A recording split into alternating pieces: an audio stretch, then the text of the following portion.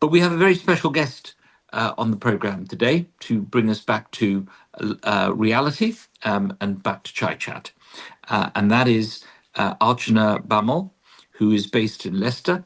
And she's going to be talking to us on smart eating for diabetics, a practical guide for the everyday meal, something we really need to know about. She's a certified fitness and nutrition coach dedicated to helping people build healthier, more balanced lifestyle. She focuses on smart eating, practical nutrition, and sustainable fitness routines, making wellness achievable for people in their daily lives. With her expertise and approachable style, Archana has supported many individuals in taking control of their health.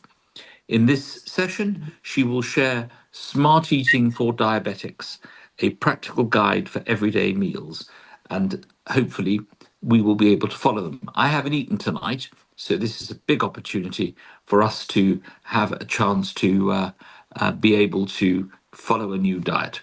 Archana, thank you for joining us. We know you're very busy. You have a lot of people who come to you personally to ask for help. I certainly will in the future. So the floor is yours. You have about 15 minutes to talk about the subject, which is smart eating for diabetics, a practical guide to your everyday meal. Thank you. Lovely. Thank you, Keith. And thank you for having me. Hi, everyone. I can't see all of you, but I hope you guys can see me. So my approach in eating on everyday basis is keeping it balanced. And that's what I bring to the table in terms of managing our diabetes on a day-to-day basis. I have prepared a presentation which I would like to take you guys through. So hopefully that will help. I'm not sure if you guys can see the screen here. No, that's the wrong screen. 1 second. I'll bring the presentation. While I bring the presentation, we all know how important it is for us to manage diabetes. It can affect multiple organs, and it is a lifestyle disorder. So, the best way to manage it is with the lifestyle changes, and nutrition and eating right on everyday basis is the way to go. You allow me 1 second to bring this presentation on screen. Share window. Okay, I think this is the right one. All right. Can you guys see it now? Okay, lovely. Yeah, So we can see it now. so far we all know that what is diabetes, but diabetes is basically when the blood sugar level is higher in our bloodstream, and when we have higher blood sugar levels, it affects our blood vessels. It goes to the nerves, all the different organs where this extra sugar goes. It damages it, right? So the key thing that plays the role is insulin. Insulin is the hormone which takes the blood sugar when we eat any food, any carbs. It takes the sugar from there and delivers it to different cells. But as we develop this lifestyle disorder, the insulin stops working, right? So, how can we make it work? But the key factor here is diabetes and obesity. So, when we are not eating right, most of the time we are gaining extra fat.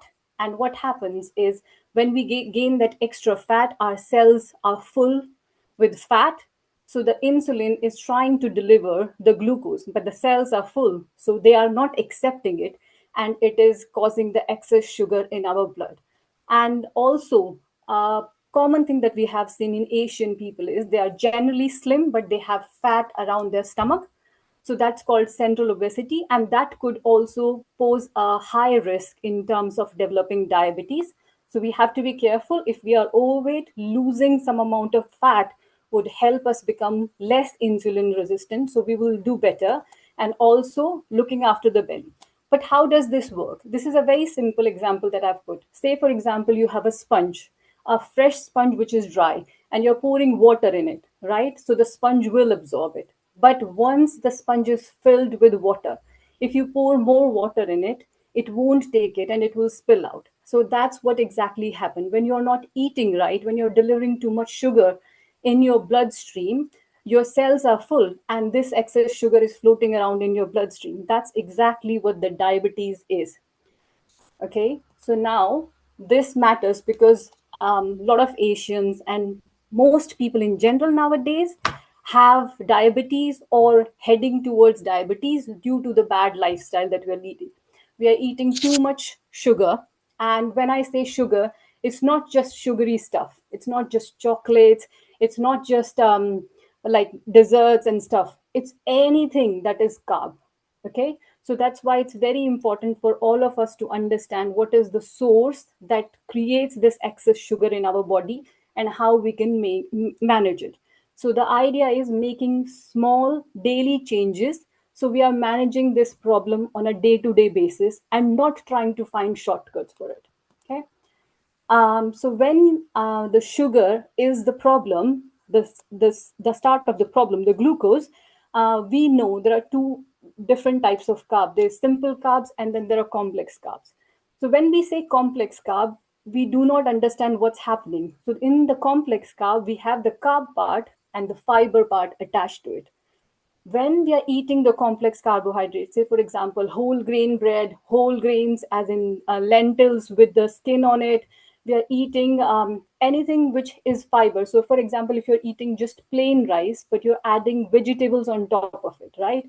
Low starch, low calorie vegetables on top of it, you're eating it together. So, when they're going in your stomach, the sugar released in your bloodstream is slow and steady, and you're not getting a spike. It's getting digested slowly, so you're not hungry for a long time, hence you end up eating less. So whenever you're choosing your carbohydrates, especially for dealing with a lifestyle disorder like diabetes, choose complex carbs. There will be times when you won't choose them, but if you are doing it 90% of the time or 80% of the time when you're eating, you will see the benefit of it. At the end of the day, as we saw in the previous slides, obesity is very closely related to diabetes. So, when you are making these healthier choices of eating complex carbs over simple carbs, if you overdo the carbs in that part, you will still gain weight. And if you gain weight, you are filling up that sponge with additional fat, and the insulin resistance will keep on getting worse. So, calories, the total calorie count would still matter. Now, having gone through all this and how insulin resistance is playing a role and how diabetes is working, we can have a look how we can eat smart on every single day and balance most of our meals. So a simple formula that we're going to use, and I think I will explain few examples of how you're going to make it work for your meals, okay, on day to day basis. So this simple plate, we have seen it multiple times, but when people look at it, half plate of vegetables and then quarter plate of protein and quarter plate of complex carbs on a daily basis, we feel this is not how we eat. Like we eat, say for example, lentils and rice. So how can you make that lentil and rice work? You can cook an additional vegetable curry or sautéed vegetables. You don't have to eat them plain boring if that's not what you like. Make it how you eat, but the key thing for you to manage diabetes or to create that steady state, glucose release in your bloodstream is to include the components. So you have to have half a plate of fiber. So how you like is up to you. Sometimes we overcomplicate that it has to be plain, simple vegetables. They don't have to be. You can cook them however you like, as long as you are using very small amount of oil. You can choose a complex carb of your choice. If you like pasta, you can have pasta. You don't have to have brown rice. You can have bread. You can have any carb. You can have millets. You can have any carb. So as long as you are choosing the portion right, you're fine. In terms of your protein, you can have any protein that you like. You could have chicken if you want. You can have paneer. You can have soya. You can have tempeh. You can have tofu. So the idea is each time you build your plate in this manner, what you're going to achieve, your body is going to take its time to digest it.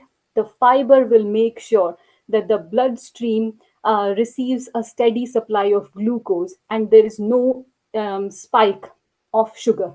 And what that will do is it will help insulin deliver the glucose you're delivering to your body in a steady manner.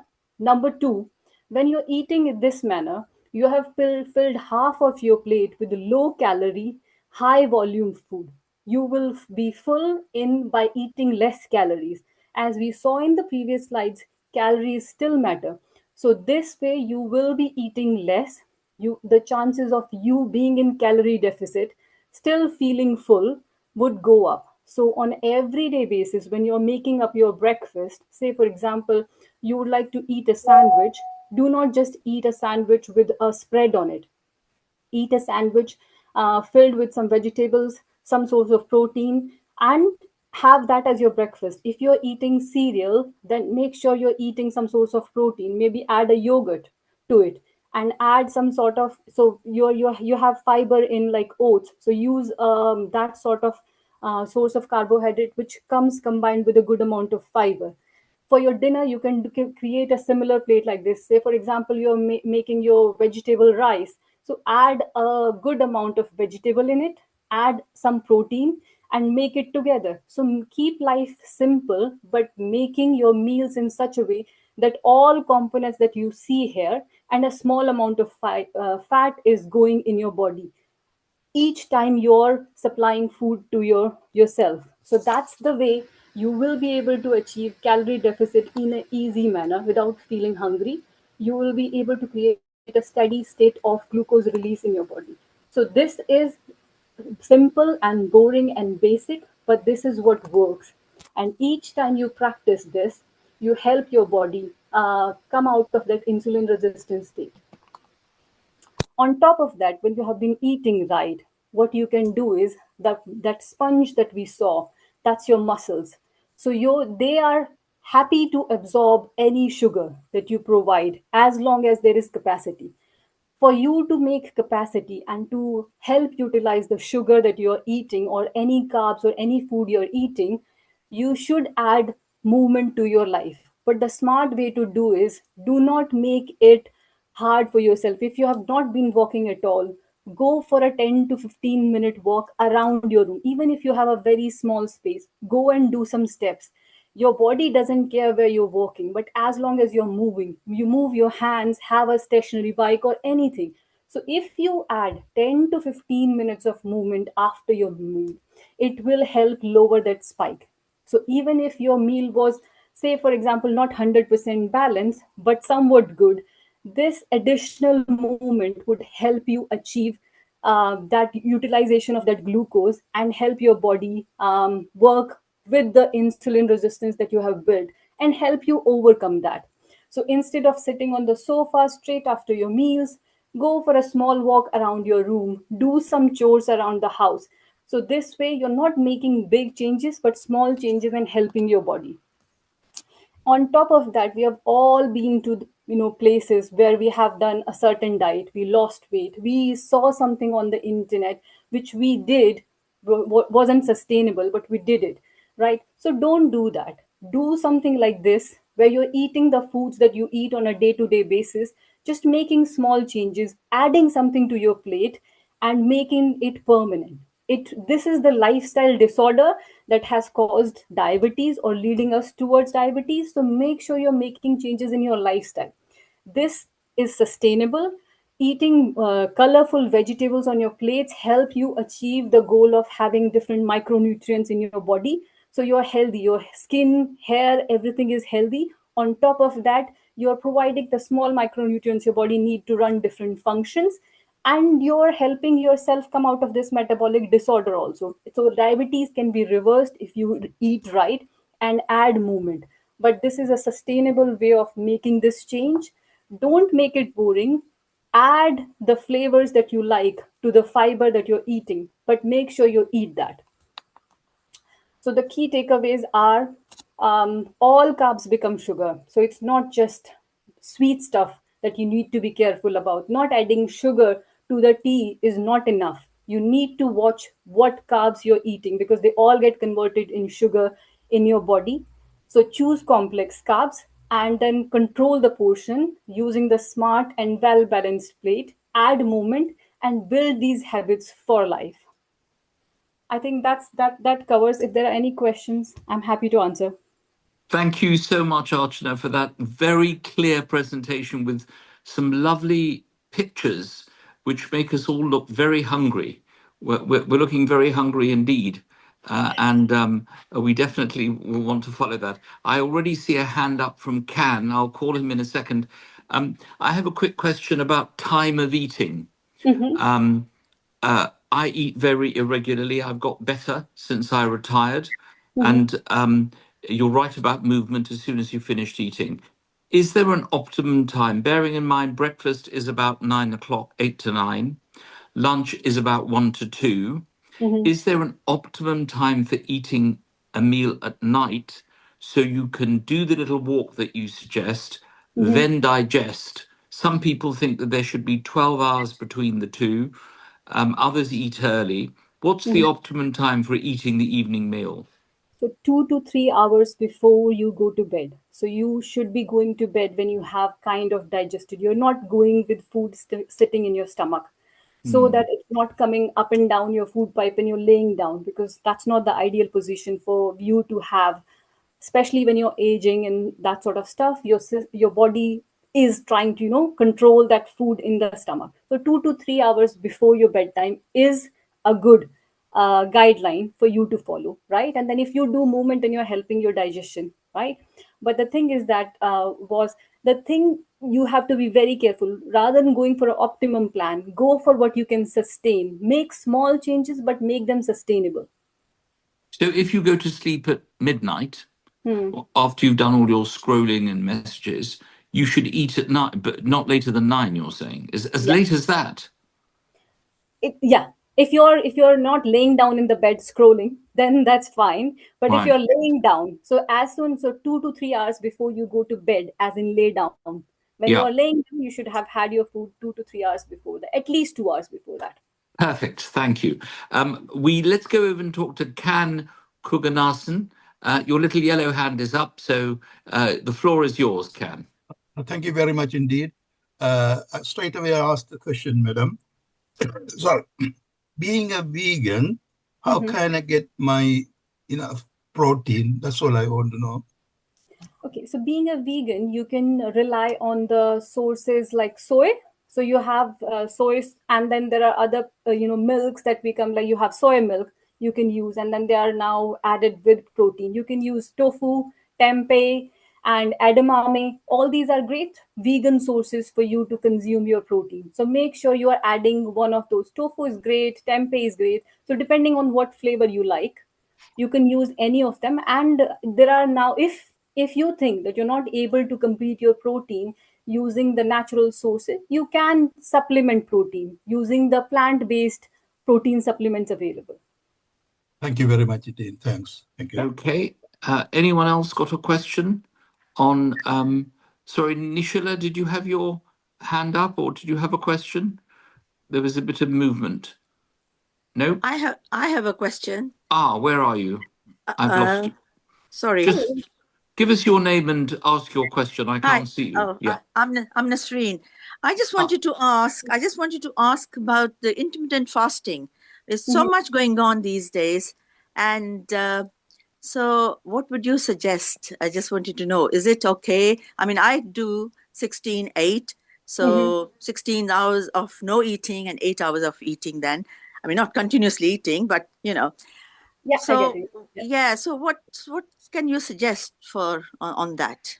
See, intermittent fasting is only a way of eating, right? So if you're doing intermittent fasting and you're able to stay in the calories limit you're supposed to be, you're able to maintain the weight if that's the goal, or if you're trying to lose weight, if you're able to do that, that's fine. But I think the key thing here is, if you have diabetes and you're taking some medication, it's very important to consult your doctor, because you could have your blood sugar going down because you're not eating for a certain period of time or longer than a certain period of time. So that's the thing. Intermittent fasting is not superior or inferior to any other way of you achieving calorie deficit or your health goals. So it's completely up to you. If it works for you, it's fine. If that's the thing that goes with your lifestyle, I would recommend 3 healthy meals paced out. But if intermittent fasting is the thing that works for you, it's fine. I'm not for or against it. Right. Okay. Thank you. Yeah, it's Can working I for ask me. a question? Yeah. Yep, go ahead. Just give us your Um, name. Hi there. It's Hello. Tanika. I wonder if you've got any insight into very late night craving for Mhm. food. Um, I'm fine during the day. I eat um, sensibly, but at Mhm. night, Mhm. um, because I go to sleep quite late, I have an intense craving for crisps, and I Okay, just don't know what to do. it's perfectly a valid My question. walk of shame. Sorry, can you repeat your name, please? Tulika. Tulika. All right. Tulika, the thing is that when you're saying you're eating very sensibly during the day, so are you just trying to control, or are you eating the way I just showed? Are you having balanced meal? That will be question number one that you should ask yourself. If not, then try to do that, and you will find the amount of good fiber that you're adding to your body, your stomach is full for a very long time, and your body starts balancing out the different hormones that suggest whether we are feeling hungry or not. Second thing is, if you're eating too less, or if you're eating too much processed food, that could trigger these cravings. Okay, so if you're eating too much simple carbs, or too much processed food like donuts, or like a packaged food, that could trigger those sort of cravings. The way I would handle, I can't give you completely personalized suggestion here because I don't know completely about you. um, but what I would do is I would go for a protein based snack in the daytime. So, for example, I might go for a protein yogurt, or maybe have a piece of, because I'm a vegetarian, I might have a piece of paneer toasted, and maybe have a small bowl of popcorn. So something that is still healthy in terms of the source that I'm choosing. And but the key thing for you to be looking at is, look at your overall diet, overall lifestyle, and why are you up for so long, right? Sometimes we are up for too long and then we tend to feel hungry. So, if I can just come back on that, I eat zero processed food apart from the crisps. And I did say it's more a craving. Mhm. Sometimes I'm not hungry, but there Mhm. is a specific kind of craving. Now, crisps are being made in an addictive way. I don't have flavored ones, I have ready salted. Mhm. But I just wondered if you have any insight on the nature of craving for this sort of thing. But during the day, as I said, it extremely healthy diet, Mhm. and very very low carbohydrate. Um, I don't know. It's quite See, there's it's nothing wrong if there are few foods that we like, and having something, if you have like everything else very well balanced, having crisp, adding them to your diet every now and then isn't a bad thing. So if it's a craving that you have once every 7th or 8th day, having it not very late in the night, but having few pieces of that is not going to do any harm to you. But again, we have to look at the overall picture. The overall diet has to be balanced. That gives us the opportunity to eat some fun foods, adding them mindfully into our diet. It's not the problem when we have small deviations. The problem is when we have loads of deviation and small amount of healthy food here and there, and expecting okay. that to do us wonders. That's encouraging, but I just wondered whether it might have anything to do with a body's Deficiency. instinctive reaction about going low, having low blood sugar at night, and there's a dawn effect But if where, it's just the crisp, I would highly doubt that, okay, because it's something that you just love or like, or in your mind that you yeah, have a liking for it. Because if you just feel hungry, or you have a craving for like eating something sweet or something else, or nothing else but just crisp, that sounds very particular to how you like to eat or how you associate that food in your head. yeah, psychological more than Yeah. physiological. Thank you very much. You're most Thank you. welcome.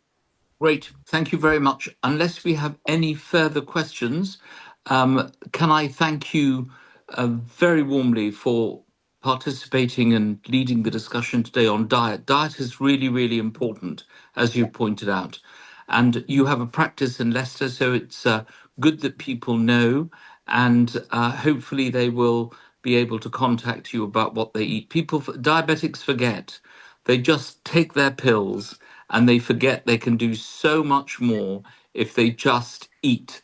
I think if I ever live again in another life, I'm going to own a blueberry farm where we can only produce blueberries because everyone keeps going on about blueberries. I like strawberries, but that's what we've got to do. So thank you so much, Archana, for joining us, Thank you and so much keep in for having me. touch. And Yep. we will be sharing your slides. Thank you so much. You're welcome to stay. We now have our news headlines, the three top stories in the last week on diabetes. We go back to Leicester and we talk to Rajiv, who is going to give us the top three headline stories. Okay. News headlines of the week. Number 1, scientists find vitamin D may lower blood sugar and prevent diabetes. The researchers discovered that 22.7 participants who took vitamin D developed type 2 diabetes, compared to 25% of those who took a placebo. Theory behind this link is that vitamin D impact glycemic control, which is your body's ability to manage blood sugar. Having healthy levels of vitamin D may, in theory, help regulate other hormones in the body, helping to support the function of your endocrine system. Headline number 2, just 3 weekly serving of popular snack could raise diabetic risk by 20%. The research found that eating 3 servings of fries weekly could raise the risk of type 2 diabetes by 20%, while 5 servings increased it by 27%. But in contrast, consuming similar amount of boiled, baked, or mashed potatoes did not show an elevated risk of condition. Also, replacing 3 weekly serving of potato with whole grain could lower the risk of type 2 diabetes by 8%. Headline number 3, study recommends planetary diet to cut diabetes risk. Researchers found that people following a plant-based diet had a 32% lower incidence of type 2 diabetes than those who with least adherence. The same group had 18% lower greenhouse gas emission linked to their diets. According to research, half your meal should consist of vegetables and fruits, while other remainder is filled with whole grain, legumes, nuts, and seeds, and a small portion of dairy, fish, and poultry. This diet allows limited red meat and added sugar. Thank you. Wonderful. Thank you very much for that. One final announcement. You'll be very pleased to know that we have now commissioned our 5th mobile diabetes unit, and that is going to go to a suburb of Maharashtra in India called Thane, Thane. The bus is currently being built by Ashok Leyland in Uttar Pradesh, and it will be delivered to the government of Maharashtra from Silver Star round about the 1st of November. So if you're in India round about that time, we will keep in touch with us and we will invite you to the official launch. Because it's Mumbai, obviously, many of our patrons from Bollywood will be joining us for the handover of the bus. And as you heard earlier, we've reached our 70,000th person who we have tested for diabetes. So this bus is going to be given to Mumbai in order to get them to test even more people. And maybe we can put Archana in our video, because there's no point in being told you've got diabetes if you don't know how to cope with it. So we're going to have to teach her a bit of Marathi, because everything's got to be done in Marathi. I'm sorry about that, Archana, because we found that that's the best language to do it in. So, I have a lot of people in Bombay taking coaching from me right now, so maybe I'll start learning that. Exactly, you should. You should. Very soon, our new video will be out, which we will send to the people of Maharashtra. 10 million people have diabetes in Maharashtra. 10 million. And the population, as you know, Maharashtra is bigger than Portugal and Spain and Britain combined, 100 million people. So Silver Star continues to do its work internationally. So we'll keep you informed of that. Thank you so much for joining us. Please tell your friends and colleagues, especially your GPs, about Chaichat and they can participate, listen to experts like Archana, and be able on YouTube, because we'll produce her talk on YouTube, to be able to look back and see what she says. In the meantime, it's gone 6:30. We like to do this only for half an hour a week. Thank you for joining us and have a wonderful evening. For those of you who are going to the special dinner that King Charles is having for Donald Trump, make sure that you dress up well with your bow tie and long dress, and follow Archana's advice. Don't eat everything unless it's healthy. So if you're going to that special dinner tonight, make sure you eat healthy. I will not be going, but I will be watching on television. Thank you for joining us. We will see you again very shortly. Thank you, Rajiv, for your work, the Silver Star team working very hard over the summer, and we will see you soon. Thank you. Good evening. Thank you.